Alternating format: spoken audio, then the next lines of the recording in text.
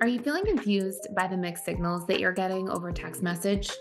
Well, if you're dealing with somebody who has an avoidant attachment style, their texting habits may actually be saying more than you think.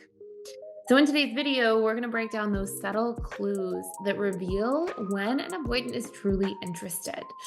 And I'm hoping that you will stick around to decode this sort of subtle yet hidden language of avoidant attachment styles and their texting habits to find out if they are truly interested. So, the first thing you'll see with dismissive avoidance is they will start conversations on their own sometimes. And what I mean by this is that often, somebody who's dating a DA, because the DAs are really afraid of being vulnerable and putting themselves out there, and often like really take their time to gather information about somebody. They're not often the initiators across time and relationships. More often, I find them in situationships where they're not really initiating, but kind of just participating. And if I were in that situation personally, I would say, hey, that's a dynamic where if the person just sort of passively there and just kind of existing in the relationship or situationship, that's not somebody who's making that effort that we would want to see for a healthy romantic partnership to exist or to at least form a strong foundation. And so, with a dismissive avoidant, when they are really interested in somebody, something that we'll see is that they start conversations as well. And they may start conversations in kind of indirect ways, but they'll say, hey, how are you? What's going on? Like, they'll bring stuff up or send different things along to really just engage the person because you're on their mind. So if you're seeing pretty much none of that, that's something to pay attention to as a bit of a red flag. By the way, I have a whole video on what happens with dismissive avoidance when they're not interested in somebody. So you can pay attention to that too, or go take a look at that one. But you'll definitely see that from the form of a dismissive avoidant being interested. The second thing you'll see is that dismissive avoidance will follow through on plans. So you'll see that, let's say you make plans for Friday and maybe you haven't been in touch. Maybe it's really early in that kind of dating stage. They'll be like, hey, looking forward to tonight, or hey, what time are we meeting? Or they'll initiate the follow through. Whereas we'll commonly see when a DA is not interested is a real lack of follow through taking place. Like, sometimes if you're feeling that sort of walking on eggshells feeling on the other end, like, are they going to show up? Are they not going to show up? From my opinion, like more objectively, obviously, because I've worked with so many couples and individuals sort of in these dynamics from the outside looking in. I really believe that when we define like what we want in relationships, what our standards are, what's okay for us, what's not, it really helps clarify situations like that. Because rather than getting stuck in that kind of gray area where you're walking on eggshells or chasing somebody who's not investing back in a fairly equal way, it's like, okay, if this person's not showing up, I know that I want somebody who does show up. And it just makes things so clean and clear that if you're looking for a healthy relationship, you can really judge by somebody's behaviors, right? Like they're showing up or they're not. And that's very cut and dry. Like it's hard to mistake those things. And you'll see this with dismissive avoidance as well. They will follow through on plans or they won't. And that says a lot about how capable that person is of currently making an investment in you. And it's really easy to take people's actions personally, like, oh, so then maybe I'm not good enough for them to want to be with me or things like that. But at the end of the day, it really is just about programming. Like people have a subconscious comfort zone of expectations for what love is, for what connection is. People are attracted to that subconscious comfort zone of what's familiar. So it's not necessarily anything to do with somebody not being good enough, but more just about compatibility from programming at the subconscious level of mind.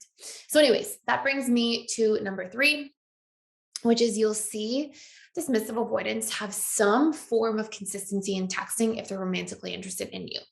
Now, that consistency may be spaced out consistency, but there is an element of consistency. So what I mean by that is it's not like, you get one text back and then the person's gone for a few days at a time. And then when you text them a few more times, eventually they respond.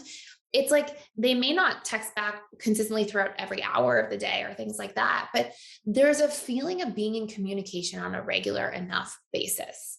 And dismissive avoidance in the dating stage of relationships they tend to expect at a subconscious level some form of communication to happen like once, twice, or 3 times a week when they're, in between dates and sort of getting to know somebody. They're definitely not like all day, everyday texters. And no matter how interested they are in somebody, I rarely see that. And if I ever do see that, it's usually an enmeshed DA who later tells me like I had to push the person away because I realized this was too much for me. So it usually has some kind of net negative outcome long term. But what I will see is there's some form of consistency. Like you text them, they text you back. There's this feeling of like flow. And that consistency also spills into the planning. Like, hey, what are we doing this weekend? And there's that kind of consistency of following up, to stay in touch, to plan things, to get together, and that's not missing. That's not lost in action. So if you're not seeing any of that, even if somebody's DA, you just want to be careful you're not violating your own needs to kind of chase down that person, and that you're really clear about, well, what do you want? Do you want to be chasing in a relationship? It's fine to have like in the dating stage, that kind of back and forth, and that like, who's really going to see what's going on? We don't know yet. We're finding out. We're kind of getting to know each other. And that like lack of certainty is normal in the dating stage, but it's like lack of certainty about like what the relationship is going to become. It's not lack of certainty if the person even wants to get to know you at all.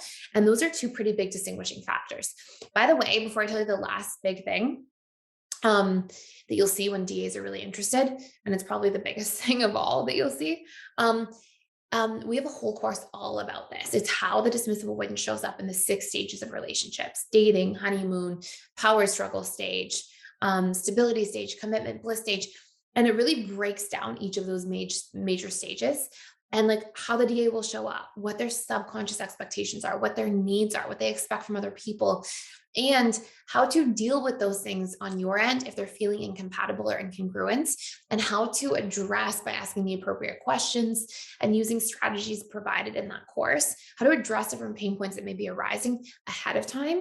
So you don't have to get there through like arguments and fighting and being on the rocks, and learn things sort of the hard way, but instead how to proactively deal with some of these things that are likely to come up in the healthiest way possible. So number 4, when DAs are interested, they will reach out with like memes or jokes. They will often reach out to like make a joke or share a memory or send you a picture of something funny, or a meme of something, or like something to engage the kind of like humor, lightness components, and to just kind of keep you engaged in general.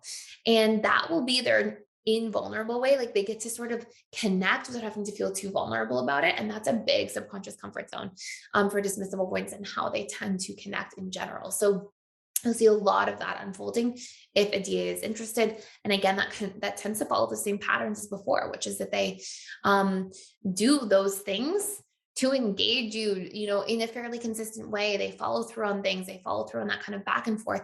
It may not be this back and forth that's all day, everyday texting, but you'll see that there's some kind of consistency and an initiation of interest in reaching out and connecting fairly frequently. So I hope this all makes sense. Thank you so much for watching. Please let me know any other questions you have down below. And if you're enjoying this channel, I would love for you to subscribe and greatly appreciate it. Have an amazing day, and I'll see you in the next video.